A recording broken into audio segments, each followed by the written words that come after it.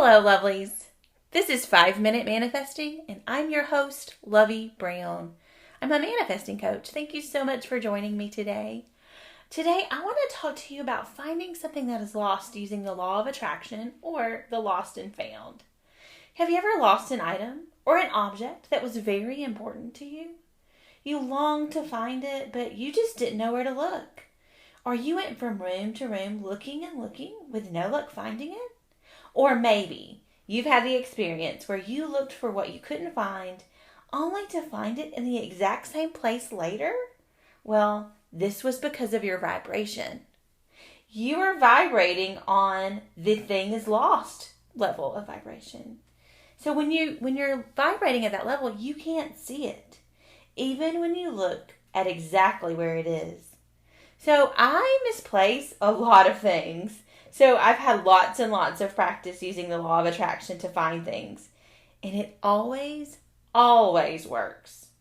So I've developed quite a bit of faith in this aspect of the law of attraction. While I was developing the idea for this episode, I was thinking of Abraham telling the story of a time Esther had lost her iPad. She had looked and looked and it was lost. So she couldn't see it. And when she was going to get something else another time after she had, given up on finding the iPad, there it was, the iPad, right in the drawer where she had looked dozens of times. She couldn't see it because she was on the vibration of the iPad is lost.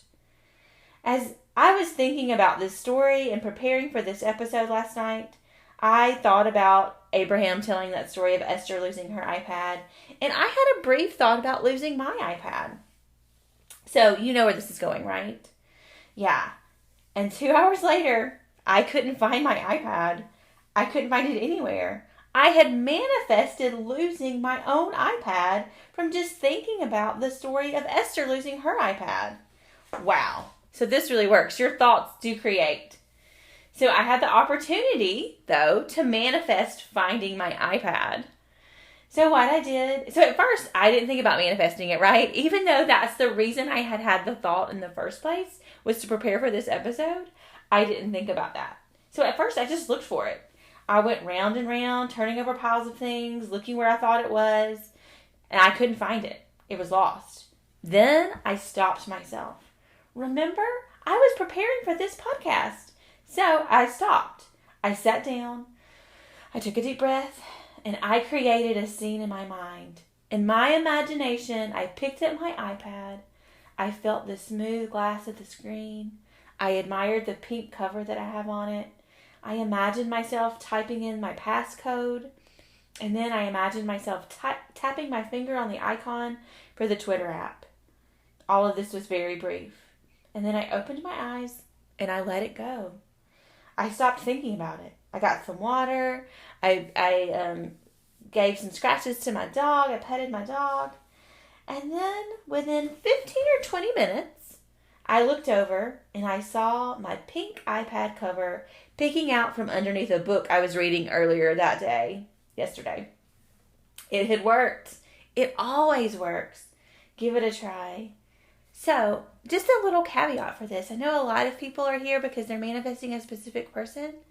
You can apply this same lost method to your specific person, your ex. So just give it a try. You're lost, you're separated from them.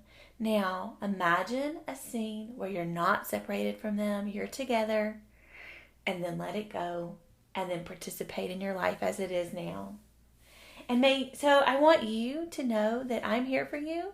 So please email me at lovebrownmanifest@gmail.com. Or go ahead and leave me a voice note here on anchor.fm. So may you manifest exactly what you want. Thank you so much for listening today. Bye-bye.